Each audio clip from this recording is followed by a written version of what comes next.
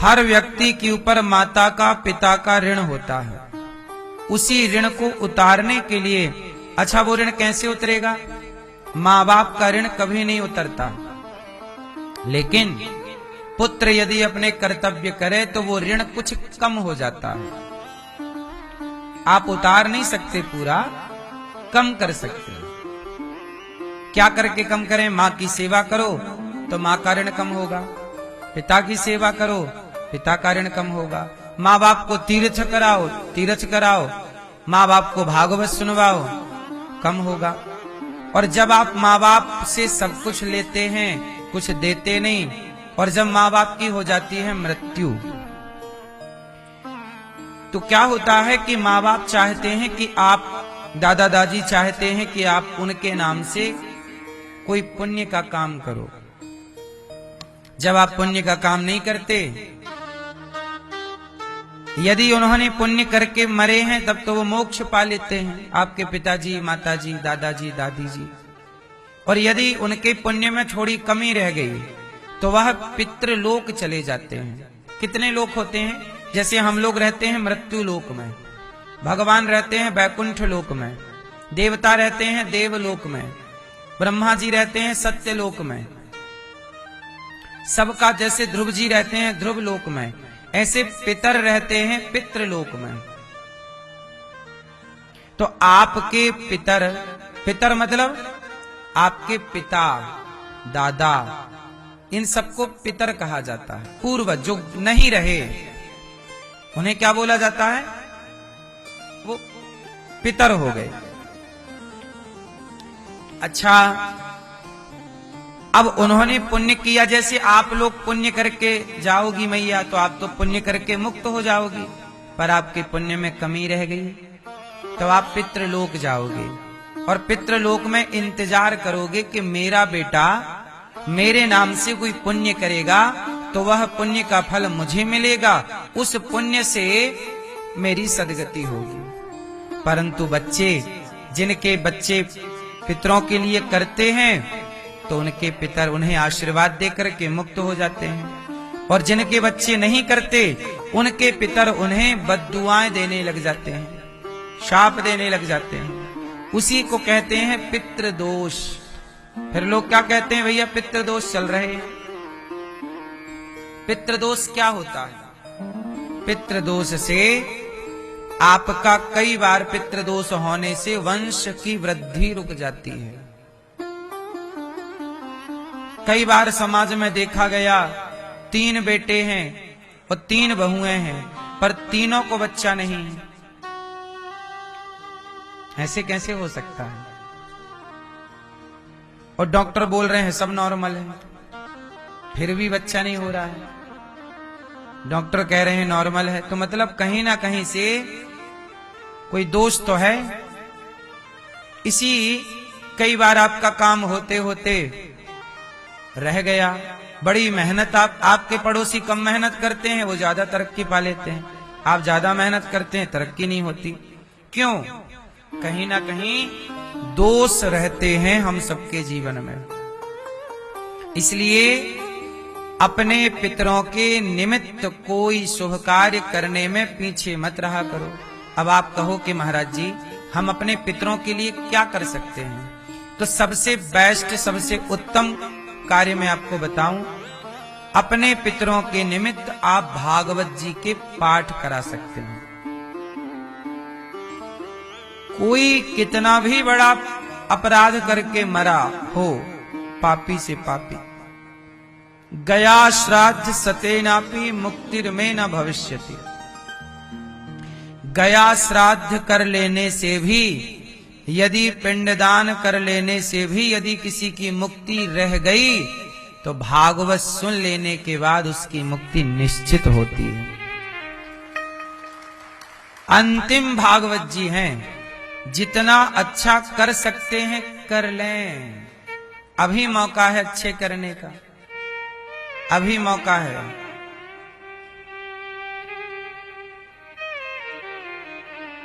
पुण्य जितना करेंगे वो अपना ही तो धन है। क्यों मेरी मां? इसलिए पितरों के लिए। अब जैसे आप लोगों से मैं पूछ लूं कि आपके पिता के मृत्यु की तिथि क्या है, तो आपको पता है? आपको पता है? आप नहीं? आपके पिताजी की मृत्यु की तिथि आपको नहीं पता, आपको पता है?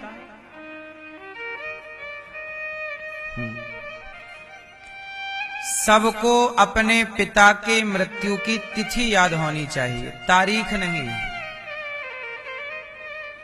सनातन सिस्टम तारीख से नहीं चलता, सनातन किससे चलता है?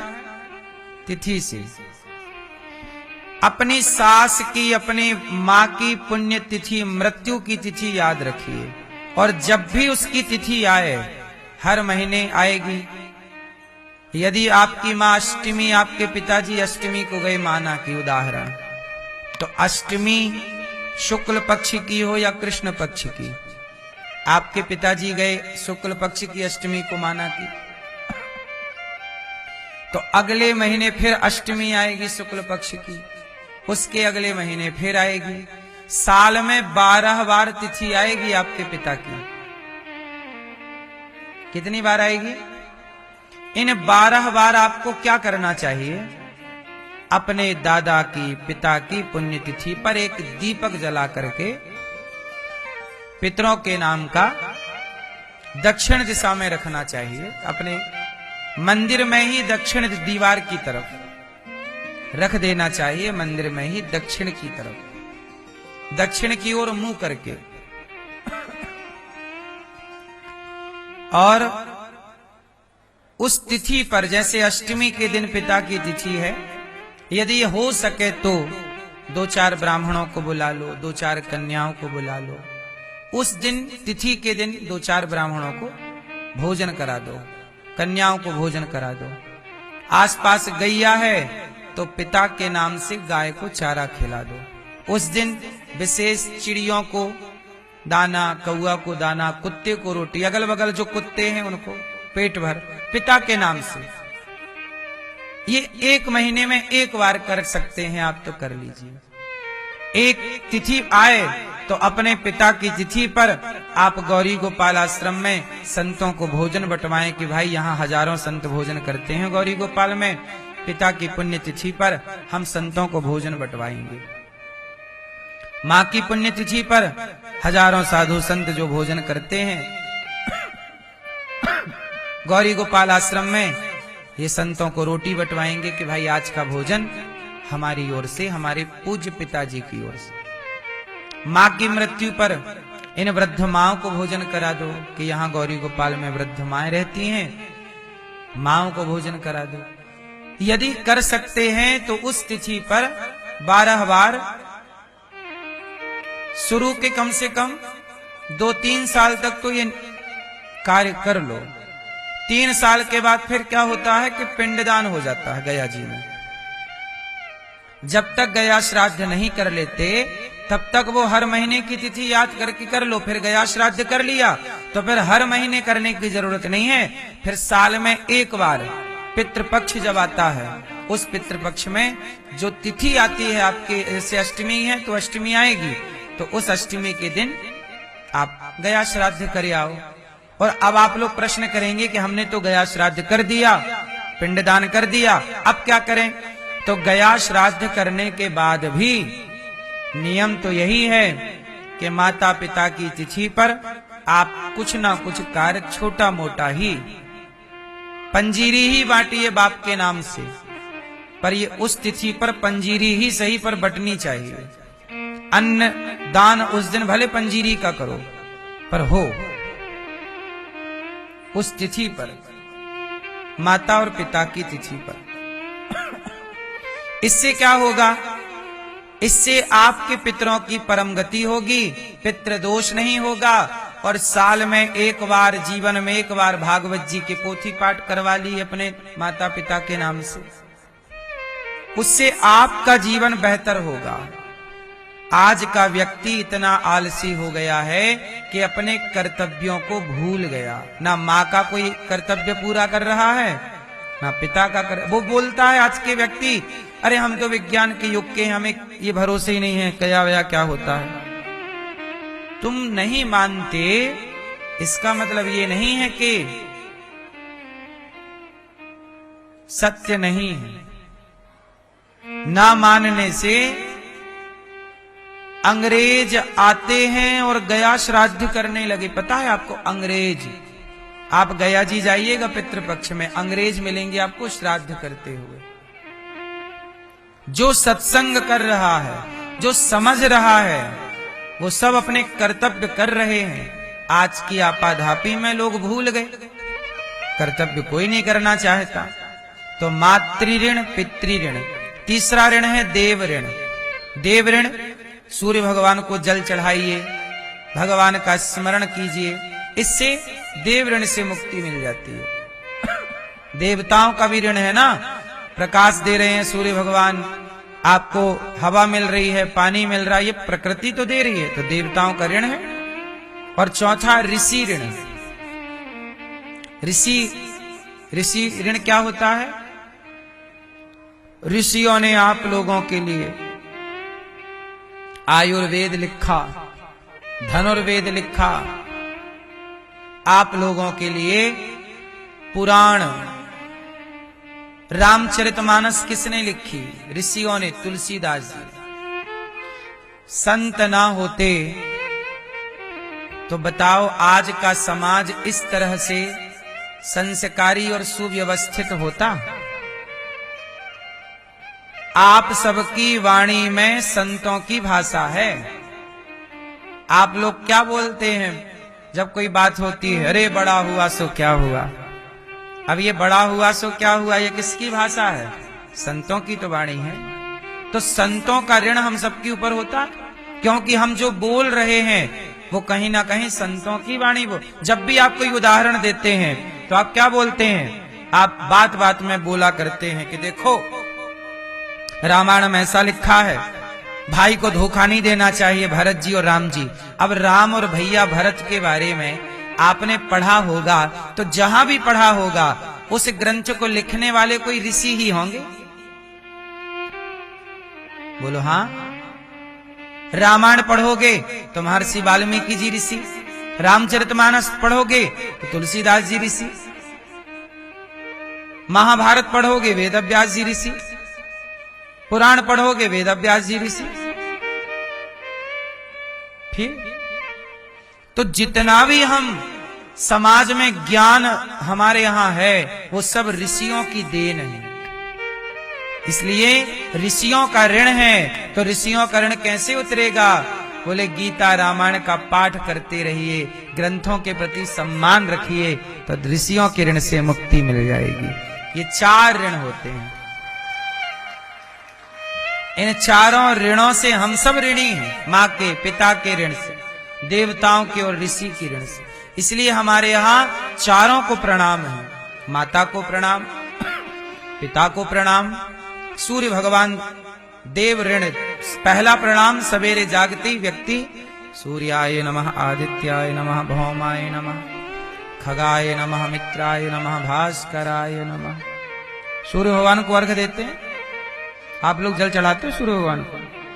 सही बताओ। नहीं चढ़ाते। सूर्य भगवान को जल चढ़ाना चाहिए कि नहीं? आप लोग क्यों नहीं चढ़ाते? रोज चढ़ाओ। अच्छा, सूर्य भगवान प्रकाश रोज देते हैं कि कभी कभी? विटामिन डी कहां से आता है? फसलों को ताकत। यदि सूर्य ना होते तो किसान की कोई भी फसल होती?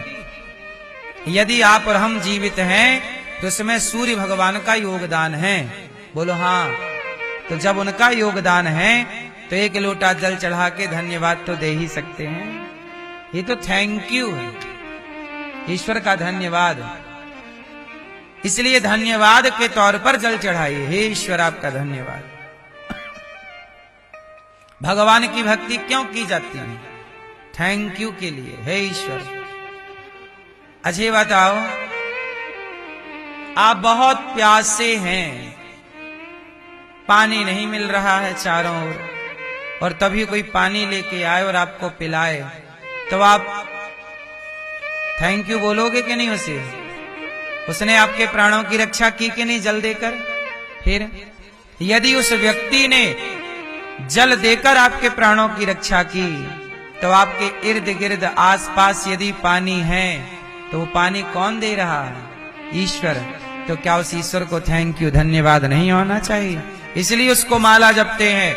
1 माला जपो, 10 माला जपो, 20 माला जपो। माला इसलिए कि हे ईश्वर श्रीमन्नारायण श्रीमन्नारायण। माला जप रहे हैं, काहे माला जप रहे हो? ईश्वर को याद कर रहे हैं। धन्यवाद प्रभु, आप ना होते तो हमें पानी कौन देता? आप ना होते हमें रोटी कौन देता? अच्छा मैया, आपने ऐसे किसी व्यक्ति को देखा जिसके दोनों हाथ ना हो? क्यों? आप लोगों ने ऐसे किसी व्यक्ति को देखा जिसके दोनों हाथ ना हो? क्यों? देखा है? देखा होगा। हल्ला ना करो मेरी मां, शोर ना करो मैया। अब जरा सोचो कि किसी के दोनों हाथ नहीं हैं, उसे खाने में कितनी तकलीफ होती होगी। सामने रखा है भोजन पर हाथ ही नहीं है, अब कैसे खाता होगा? किसी के आश्रित होगा कि नहीं? कोई आए खिलाए। आप कितने अच्छे हैं, जब भूख लगती है अपने हाथ से निकालते हो अपने। जिसके दोनों हाथ नहीं है, कल्पना करिए, इमेजिन करिए कि जिसके दोनों हाथ ना हो, उसे भूख लगी हो, वो भोजन हो, क्या कैसे कैसे निकालेगा? कितना तकलीफ है। बोलो मेरी मां, आपके हाथ हैं तो इन हाथों की वैल्यू नहीं पता, इसलिए ईश्वर का धन्यवाद दो। इसलिए इन हाथों से तुलसी की माला पकड़ो और इस माला को सरकाओ आगे, और हर मन के पर हर मोती पर एक बार ईश्वर को याद करो कि प्रभु ये हाथ दिया है, थैंक यू। ये हाथ ना होता तो क्या होता? हम पानी भी नहीं पी सकते थे। इसलिए श्रीमन्नारायण श्रीमन्नारायण श्रीमन्नारायण श्रीमन्नारायण। बात समझ में आई कि नहीं? ये उंगली से माला खिसकाओ मोती एक मैं, श्रीमन्नारायण श्रीमन्नारायण। ये उंगली है, ना होती उंगलियां, ना होता ये हाथ, तो सोचो हम कैसे होते।